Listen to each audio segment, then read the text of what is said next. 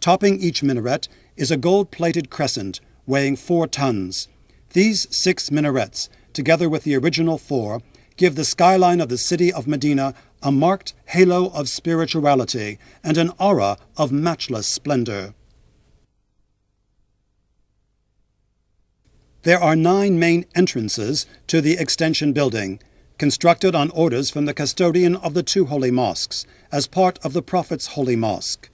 7 of these entrances, those facing east, north, and west, have 5 adjoining gates each, along with 2 side gates. The other 2 main entrances, located on the southern side of the building, have 3 adjoining gates each, in addition to 4 side gates. The extension also has 10 other gates, leading to and from the place housing the escalators, which carry worshippers back and forth between the ground floor and the roof. There are also 18 internal staircases. 7 domes and 2 minarets stand high above the gate of King Fahd ibn Abdulaziz on the northern side, in a vivid and eloquent demonstration of the typical characteristics of the splendid Islamic architecture and ornamentation. Topping the extension are 27 sliding domes, weighing 80 tons each and measuring 14.75 meters in diameter. They stand 3.5 meters above the extension roof and 16 meters above the ground.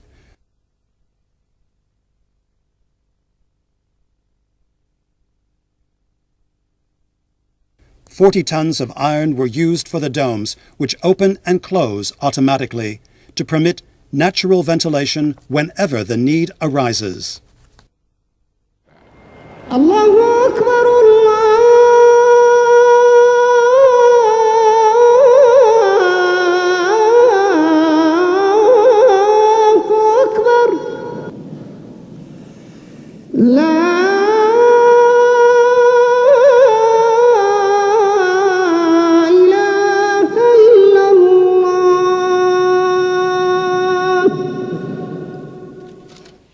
The custodian of the 2 holy mosques, may Allah keep him, made it a point to monitor, either personally or by proxy, all steps taken with regard to the extension project, from beginning to end, from the blueprints to the final touches.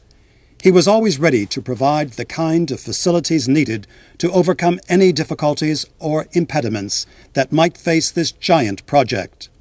This benevolent attitude was the motive behind the installation of 12 sunshades over 2 courtyards. These sunshades, made of Teflon, are 306 square meters each. They are fireproof and can provide effective protection from ultraviolet rays as well. Though large, they are quite manageable. They can be folded and unfolded automatically. The fact that these sunshades satisfy the requirements of lighting, ventilation, and cooling is another advantage, so that worshippers could be protected from the sun's heat.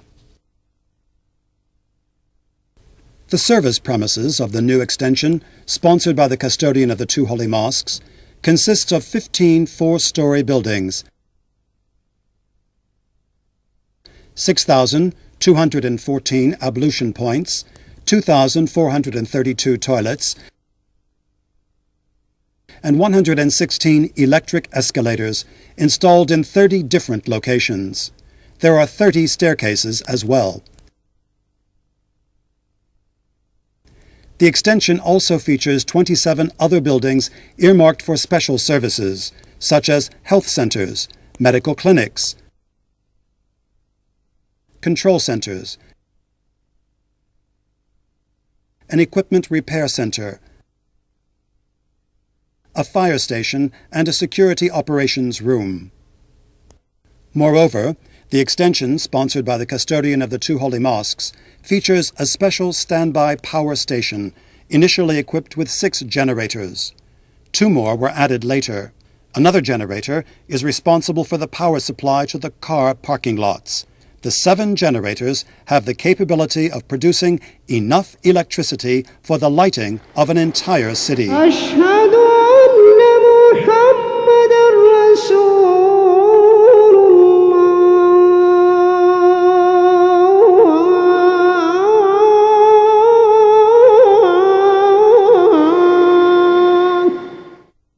The Prophet's Holy Mosque is served by an air conditioning plant operated by 6 electric engines, packing 7,000 horsepower each.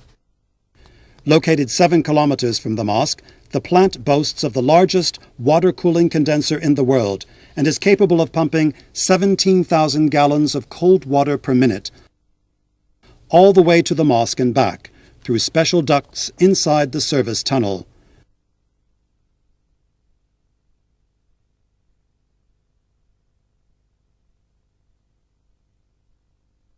By this sophisticated air conditioning system, one of a kind in the world, air is filtered, cooled and circulated with a refreshing impact all over the mosque through openings located at the bases of columns.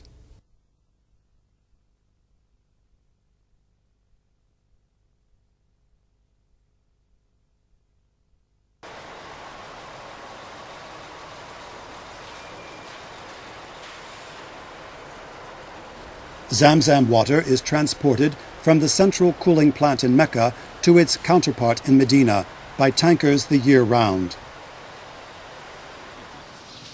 There are 7,000 water coolers all over the place. They are regularly filled with Zamzam water by 200 attendants, and by twice that number during the pilgrimage season and the holy month of Ramadan.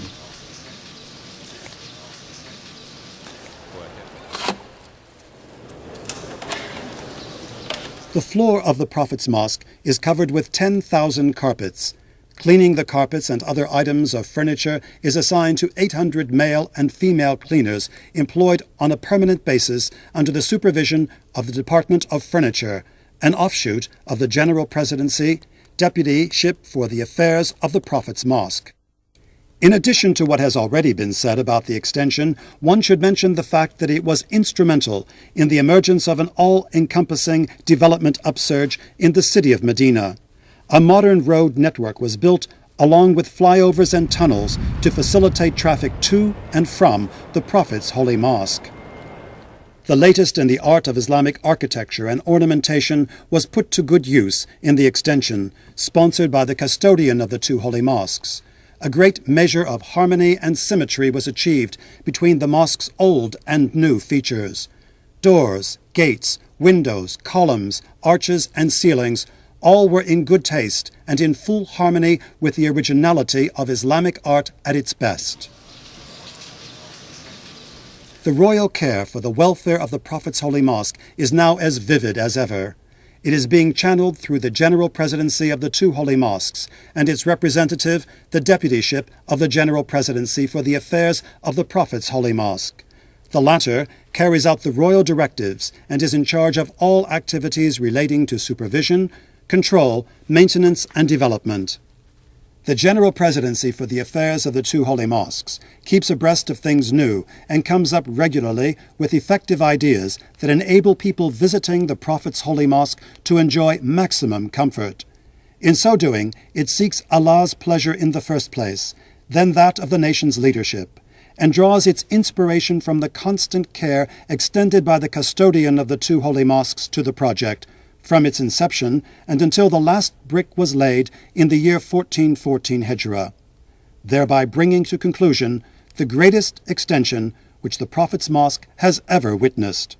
For him, the emergence of this giant edifice in the best of shape for the service of Islam and Muslims all over the world is simply a beautiful dream that has come true. أشكر رب العزة والجلال اللي من علي وقدر أن أقوم بهذا الواجب العظيم للإسلام والمسلمين، وأرجو من الله سبحانه وتعالى الجزاء، وأرجو إن شاء الله أن يسر الله على هذه البلد وشعبها وتجعلها وتكون دائما قدوة للإسلام والمسلمين. الله أكبر.